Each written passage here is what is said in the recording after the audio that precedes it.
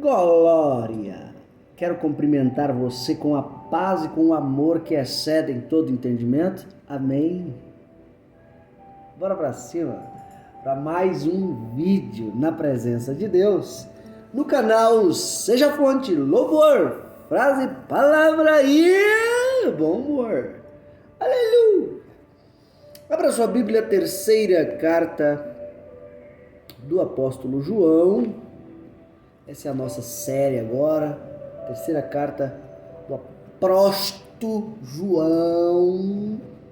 Enquanto você procura, você que quiser participar do nosso curso intensivo de desenvolvimento cristão presencial, ainda tem vagas, tá bom?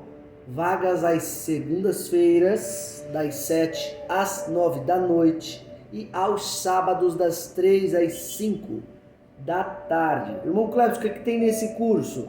A gente vai aprender todos os louvores da harpa, frases de reflexão, a Bíblia, versículo por versículo, dicas de pregação, como que você pode fazer para pregar melhor ou até para aprender a pregar. O que eu faço? Por onde eu vou? Qual é, cara? Vem pro curso, tá? E também, sempre quando acaba um capítulo, nós falamos de um tema, ou seja, as duas principais mensagens que eu prego aqui no curso é a expositiva e a temática. Fechou? Então você que queira aprender, você que queira se desenvolver, cai para dentro. E vamos crescer juntos. Graças a Deus, muitas pessoas já têm se desenvolvido, já têm pregado em algumas igrejas. E você? Tá parado? Parada? Por quê? Cá pra nós. Amém? Bora lá. Terceira carta do apóstolo João. Vamos ler o versículo 1 e o versículo 2, que foi onde nós paramos no vídeo passado. Abre ela aí. O presbítero ao amado Gaio, a quem em verdade eu amo. Versículo 2. Amado, é desejo que te vá bem em todas as coisas e que tenhas saúde, assim como bem vai a tua alma. É isso aí. Bora pra riba. Hoje tá calor, hein? Tá calor por aí também? É forte demais, ainda daqui a pouco vou ter que fazer um exercício físico nesse calor. Oh, aleluia! Vamos lá.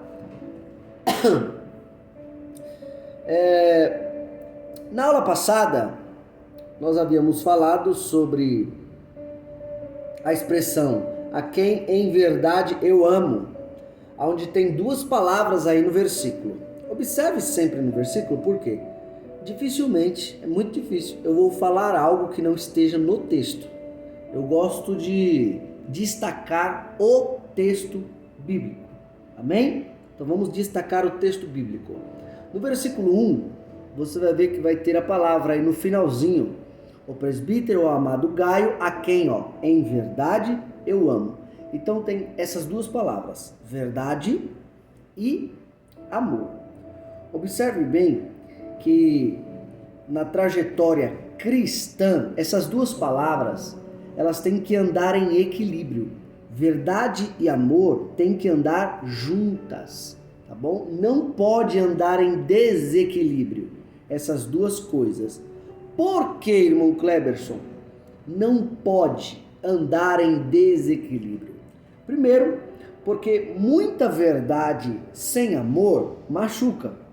Você já deve ter encostado perto de alguém, convivido com pessoas que tem muita verdade, é muito justa, cheia de regras, cheia de mandamento e pouco afeto, pouco carinho, pouco amor, pouco companheirismo.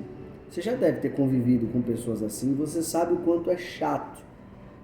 Você só presta se estiver obedecendo regras, correto? Porém, o contrário também é prejudicial. Muito amor sem verdade engana. Então observe, enquanto muita verdade sem amor machuca. Muito amor sem verdade engana. Você já deve também ter convivido com pessoas que na sua presença é um amor de doer, mas isso é tudo falsidade. E por trás elas acabam fazendo muitas coisas erradas. Inclusive, existem esses dois tipos de igreja. Não só pessoas, mas existem esses dois tipos de igreja. Perceba que existem igrejas que são ferrenhas demais e não demonstram amor e afeto. São ferrenhas mesmo. E por isso acabam só machucando as pessoas. Porém, o outro lado também é muito ruim. Existem igrejas que demonstram amor demais, afeto demais, um companheirismo demais. E aí não fala de pecado, não fala de arrependimento, não fala de arrebatamento, não fala de compromisso, não fala de responsabilidade. E aí o que acontece? Que essas igrejas acabam enganando as pessoas que nelas vão. E aí vai todo mundo para o inferno. Por quê? Porque foi muito afeto, muito carinho, muita compaixão, muito amor. E o amor que eu estou falando, você entende o sentido. Não é nem o amor bíblico, mas é aquele afeto, aquele carinho em excesso, aquelas palavras doces. E aí ninguém mostra verdade para ninguém, ninguém mostra pecado para ninguém, arrependimento ninguém mostra para ninguém, céu, ninguém fala do céu, ninguém fala de arrebatamento, ninguém fala das coisas importantes que existem na palavra de Deus. E aí vai liderança e vai liderado, todo mundo, céu da boca da onça. Então a gente tem que entender que verdade e amor tem que andar em equilíbrio, tá? Então tente fazer sempre esse equilíbrio aí, verdade e amor, amor e verdade. Porque muita verdade sem amor machuca e muito amor sem verdade só engana. Continuando, aí nós tratamos também a expressão, amado, desejo, olha o que João está dizendo, hein? Amado, desejo que te vá bem em todas as coisas. Entenda que é João que está demonstrando um desejo humano dele. Eu desejo que você vá bem em todas as coisas. João não diz, assim diz o Senhor, você vai bem em todas as coisas. Olha, Deus está mandando eu te dizer, você vai bem em todas as coisas. Não, João apenas mostra que ele tem um desejo de irmão, um desejo humano. E qual é o desejo dele? Que Gaio vá bem em todas as coisas. Esse é o desejo de João. Então, o primeiro ponto aqui que a gente tem que aprender é a não transformar desejos humanos em profecias divinas. Por incrível que pareça, tem inúmeras igrejas, não é pouca não, transformando desejos humanos em profecias divinas. No vídeo passado eu contei uma experiência minha que eu fiz em uma escola bíblica dominical com alguns irmãos. E ali eu mostrei a facilidade que é enganar o povo hoje em dia com profecias falsas, ou seja, transformar desejos humanos em profecias divinas, só para arrancar dinheiro das pessoas. Eu mostrei nitidamente no vídeo passado e mostrei também no dia, tá? Então a primeira coisa que a gente tem que aprender é não transformar nem os nossos, mas também ter o discernimento para ver quem está transformando desejos humanos em profecias divinas. Se é Deus que está mandando dizer, amém, é Deus que está mandando dizer. Agora não venha colocar Deus na história quando é um sentimento seu, um desejo seu. Principalmente você que às vezes vê algum irmão chorando, já formula uma profecia na cabeça e vai lá entregar. Deus está contigo, é isso, é aquilo, Ele vai te levantar, Ele viu o teu choro, Ele viu. Nada contra quando é Deus que está falando. Agora quando é você que está criando, só para mostrar que você é usada, que você é usado? Não confunda. Não confunda, senão você vai levar as consequências do próprio Deus. Tá bom? Então aqui a gente tem que ter o discernimento da palavra de Deus. Amém? O discernimento da palavra de Deus e uma boa vida de oração vai nos ajudar muito nisso aqui. Muito mesmo. Onde a gente vai ver de fato o que é Deus e de fato o que é desejo humano. Bora lá. Segundo ponto. Como eu falei, aqui é um desejo humano de João. É um desejo humano dele. E não é só porque é um desejo humano que a gente não pode aprender com esse desejo humano. Pode sim. Quer ver? João é um cristão, um pastor. E é pastor de Gaio também. E aí o que ele faz? Ele no texto, ele mostra um desejo dele. Qual é o desejo? Gaio, eu desejo que você vá bem em todas as coisas. Então olha só, todo verdadeiro cristão, ele deseja de uma forma pura que o seu outro irmão vá bem em todas as coisas. Que é isso que João demonstra aqui. Gaio, eu desejo, olha, do fundo da minha alma, que você vá bem em todas as coisas. E parece que hoje é pecado crescer no meio evangélico. Parece que hoje é pecado você se desenvolver. É pecado às vezes você ter uma boa palavra. É pecado às vezes você louvar bem. É pecado às vezes você ensinar bem. Hoje parece que é pecado. Porque enquanto você não faz nada disso, parece que tem gente que quando te vê abaixo delas, vai para cima, Deus abençoe, eu desejo que te vá bem em todas as coisas. Só que é só você crescer e se desenvolver, ultrapassar elas, que do nada, aquele desejo que te vá bem em todas as coisas, some. E aí vira um Saul na nossa vida. Você conhece a história? Você conhece a canção? Saul matou milhares, mas Davi, dezenas de milhares. Saul matou. Olha, tô quase transformando a música em pagode. Aleluia! Mas você conhece a história. Essa famosa cantiga na Bíblia. E você percebe que enquanto Davi estava abaixo de Saul, Saul amava Davi.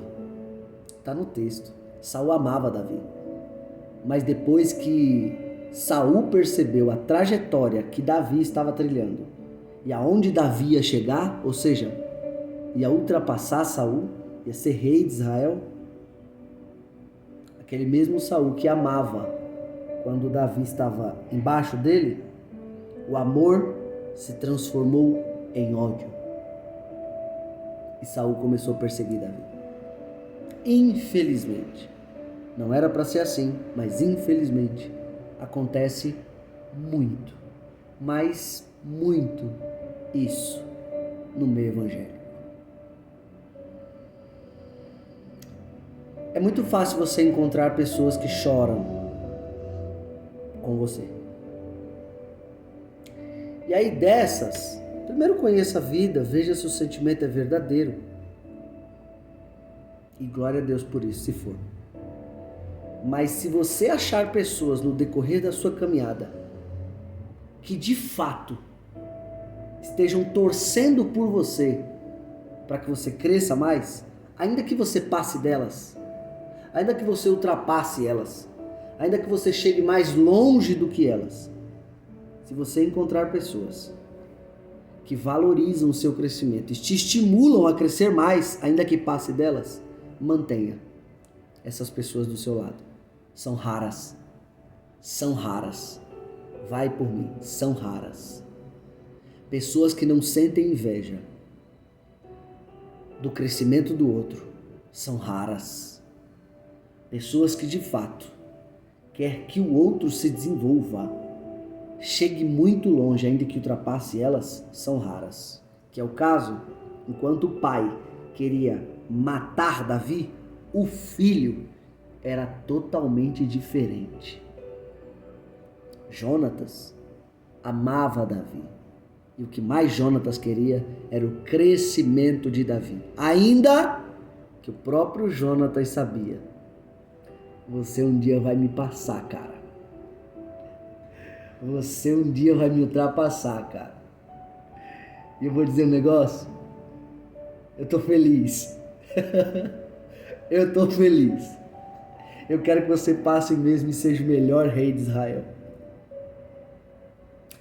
Quando você achar esse tipo de pessoa na sua vida, valorize elas. Valorize. Porque são raros. Amém? Então deseje e mostre que você quer que o seu próximo vá bem em todas as coisas. E se esforce para tirar essa hipocrisia e maldade do nosso meio. Tirar essas invejas do nosso meio. Se esforce. Se você observar, se esforce. Tente orientar as pessoas a desejar mais o bem do outro. Amém? Vamos continuar. Em outras traduções, essa expressão aqui, amado, desejo que te vá bem em todas as coisas, está dizendo que João estava orando. Em outras traduções, diz que João estava orando. Ia ficar mais ou menos assim: amado, estou orando para que te vá bem em todas as coisas. Ou seja, tirou o desejo e colocou o orando para que te vá bem em todas as coisas. Não muda o fato. João, como pastor de Gaio, também orava por ele. Só que tem uma coisa que nós devemos aprender sobre oração.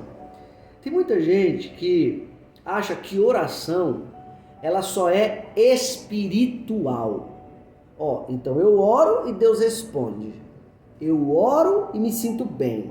Eu oro, enfim, sempre leva para o lado espiritual. Porém, tem um lado científico que, se você quiser, pode pesquisar aí na sua casa.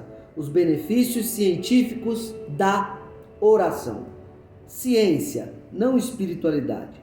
Foi comprovado que quando o ser humano ele ora de uma forma adequada, ele toma melhores decisões. Se não me falha a memória, eu posso estar falando besteira, que eu não sou especializado nisso, mas você pode pesquisar. Acho que é glóbulo pré-frontal.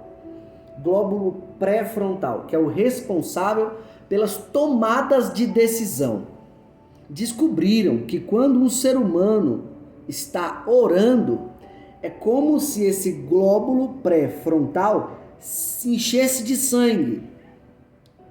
E se enchendo de sangue, ficando mais fortalecido, o ser humano que está orando, ele acaba tomando melhores decisões em sua vida. Olha que coisa magnífica. Então hoje eu estou te dando não só benefícios espirituais, que você já sabe. Quem ora, Deus responde. Quem ora, Deus alivia. Quem ora, enfim, você já sabe. Só que hoje eu estou te dando benefício científico. Quanto mais você ora, melhor se torna as suas decisões. Irmão, irmã, a gente precisa tomar decisão o dia todo. Todo santo dia. A gente está escolhendo, decidindo, julgando todo santo dia. A camiseta que eu estou vestindo agora, eu decidi usar ela. A roupa que eu decidi usar ela. Então você entende? O que eu comi hoje, eu decidi comer. Eu escolhi. Então presta muito bem atenção nisso. Quando você ora, suas decisões se tornam melhores. Quando você ora, suas escolhas se tornam melhores. E já tem uma frase, eu não sei de qual pensador que é, mas é uma frase muito poderosa, já que estamos falando de escolhas e decisões. A frase diz assim: você faz as suas escolhas e suas escolhas fazem você. Isso é muito verdade. Isso é muito verdade. Nesse exato momento tem muito ser humano se ferrando porque escolheu errado. Nesse exato momento tem muito ser humano se prejudicando porque escolheu errado. Como também existem muitos seres humanos se beneficiando, por quê? Escolheu certo. Aí você vai entender por quê que sempre quando alguém vai fazer alguma coisa, tem aquela famosa frase: já orou para saber se é isso mesmo que Deus quer? Você já ouviu quantas vezes isso? Ah, eu vou fazer isso. Já orou para saber se é isso mesmo que Deus quer? Ore. Por quê? Cientificamente falando, sempre quando você ora antes de tomar alguma decisão, sua decisão fica melhor. Então entenda o poder da oração. Gaste tempo com oração. O texto diz que João está orando por Gaio para que tudo vá bem, para que Deus abençoe Gaio. Enfim. E existe um outro ponto aqui, que João está orando por outro ser humano. Só que esse ser humano aqui que João está orando, é um ser humano que João se dá muito bem com ele. Muito bem. Só que o outro lado também acontece. E se você é pastor de uma igreja, você vai entender. Existem inúmeras pessoas que nos prejudicam e nos prejudicam demais. Com comportamentos, com palavras. São pessoas muito difíceis de lidar. E aí sabe o que Deus está dizendo? Ore por essas pessoas. Mas Deus, eu já orei. Continue orando por essas pessoas. Por que, Deus? Já que oração aumenta o seu poder de decisão, sabe o que vai acontecer quando você ora por essas pessoas? É Deus dizendo: eu vou te dar palavras exclusivas para usar com essas pessoas. Comportamentos exclusivos para usar com essas pessoas. Já percebeu que algumas pessoas você trata de um jeito, outras pessoas você trata de outro jeito? Já percebeu que algumas pessoas que você nem conhecia direito, do nada, despertou em você alguns sentimentos, alguns pensamentos e veio junto algumas palavras e depois você ficou pensando: nossa, por que eu falei com aquela pessoa desse jeito? Tratei ela um pouquinho mal, mas foi depois de ter orado, não foi? Foi depois de ter jejuado, não foi? Pode acreditar, foi o próprio Deus te conduzindo, porque Deus viu o que você não viu, Deus ouviu o que você não ouviu. Já o contrário também acontece. Gente que você, sem conhecer direito, você começa a ter um pré-conceito. Nossa, aquela pessoa ali deve ser tão chata, deve ser tão isso, deve ser tão aquilo. Aí depois você vai orar, vai orando, e do nada você tem a oportunidade de conhecer a pessoa melhor. Deus começa a te dar palavras dóceis, comportamentos mais tranquilos com a pessoa. Por quê? Você achou na sua cabeça: eu acho que quando eu conhecer essa pessoa não vamos nos dar bem. Do nada, conhece a pessoa, é sua melhor amiga, é seu melhor amigo. Por quê? A oração, ela te dá esse discernimento, tá bom? Então continue orando pelas pessoas e Deus vai te dar estratégia para lidar com as pessoas. Deus vai te dar palavras para lidar com as pessoas. Deus vai te dar comportamentos para lidar com as pessoas. Amém? Bora continuar. Outra coisa nessa expressão, amado, desejo que te vá bem em todas as coisas, é porque João sabe que Gaio, ele é um homem rico e um bom administrador. Pode observar, quando você estuda a terceira carta do apóstolo João, Gaio, ele era uma pessoa rica que gostava demais de abençoar as pessoas. Demais. Se tivesse precisando de roupa, Gaio dava. Se tivesse precisando de comida, Gaio dava. Se tivesse precisando de banho, enfim, qualquer coisa para que a obra de Cristo prosseguisse, Gaio estava abençoando. Ele se tornou um abençoador da obra de Cristo em todas as áreas. Na área espiritual, na área emocional e na área material. ele se tornou um abençoador em todas as áreas. E aqui chega a um ponto maravilhoso para a gente aprender.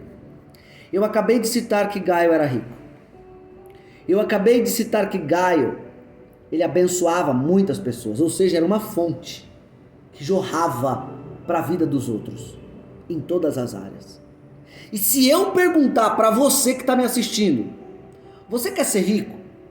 Se eu perguntar para você que está me assistindo, olha, você quer ter condições para abençoar quem você quisesse? A sua resposta eu já sei qual é. É sim.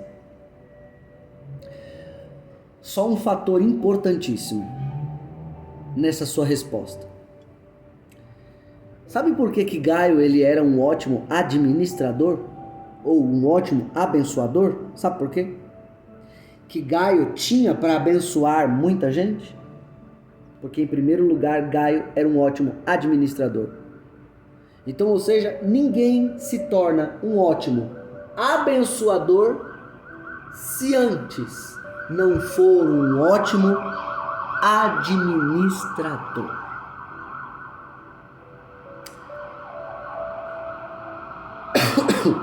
Eu vou aqui falar 3 pilares básicos das finanças. Se você quiser ser uma pessoa abençoadora, de fato, se você quiser um dia ter para dar, segue esses 3 pilares básicos da finança. Básicos. Primeiro, não gaste mais do que ganha. Irmão, se Deus te dá 1.000, não gaste os 1.000. Gaste o necessário e tente guardar um pouco. Se Deus te dá 2.000, não gaste 2.000 ou 2.500. Tente gastar menos do que 2.000 e guarde um pouco. Você sabe por que existem inúmeras pessoas na pior hoje, financeiramente falando? Porque Deus dá para elas 1.000, elas gastam 2. Deus dá 2, elas gastam 3. Deus dá 3, elas gastam 4. Sabe o que é pior? É que é esse tipo de pessoa que depois está na igreja, pedindo ajuda da igreja e falando que Deus abandonou ela. Tem uma coisa que você tem que entender nisso aqui, tá? Deus, ele te abençoa, te dá a saúde, com a saúde você busca o dinheiro. Mas quem administra não é Deus não, é você. Anote, primeiro pilar das finanças, não gastar mais do que ganha. Segundo pilar das finanças, controlar suas vontades. Ei, não é tudo que você tem que comprar. Não é tudo que você tem que ter. Tenha o necessário. Mas não é tudo que você vê pela frente que você tem que comprar. Aí o que acontece nesse segundo pilar? Você acumula um monte de dívida. Detalhe, viu? Detalhe. Às vezes, acaba até ficando muito tempo sem ir para a igreja, porque diz para o seu pastor que tem que ficar fazendo hora extra, porque tem um monte de dívida para pagar. Aí quando você vai olhar essas dívidas, quais são? Segundo pilar, não se controlou, acha que dá para comprar tudo que vê pela frente. E aí, o que acontece? Distanciamento da igreja e do próprio Deus. Frieza na fé. Você acha que estou falando besteira? Tem inúmeros assim, inúmeros crentes e pessoas desse jeito que eu estou falando aqui. Primeiro pilar, não gastar mais do que ganha. Segundo pilar, controlar suas vontades. Terceiro pilar, essa lição aqui é dura. Mas se você não despertar com ela, é só com uma marretada na tua cabeça agora. Invista o que você tem naquilo que te leva a crescer. Invista em um livro, invista em um curso, invista em uma Bíblia de estudo, invista no seu chamado, invista em você.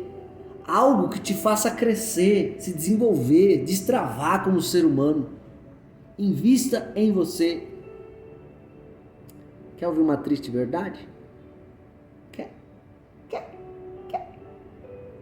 Então ouça. Quem não se interessa por nada se torna desinteressante.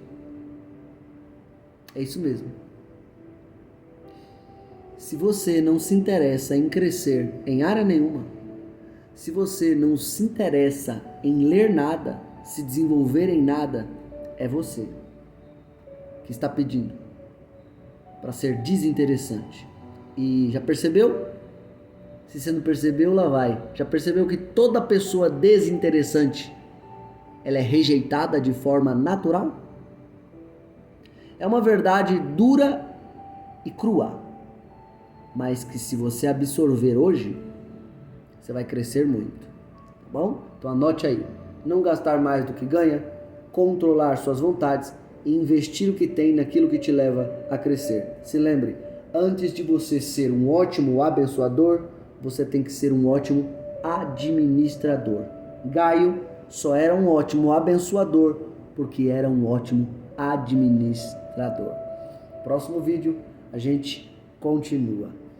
Bora pra cima, seja fonte, reserve um tempo com Deus no seu dia, sorriso de crente. Eita glória. Sorri aí, mano. Aleluia.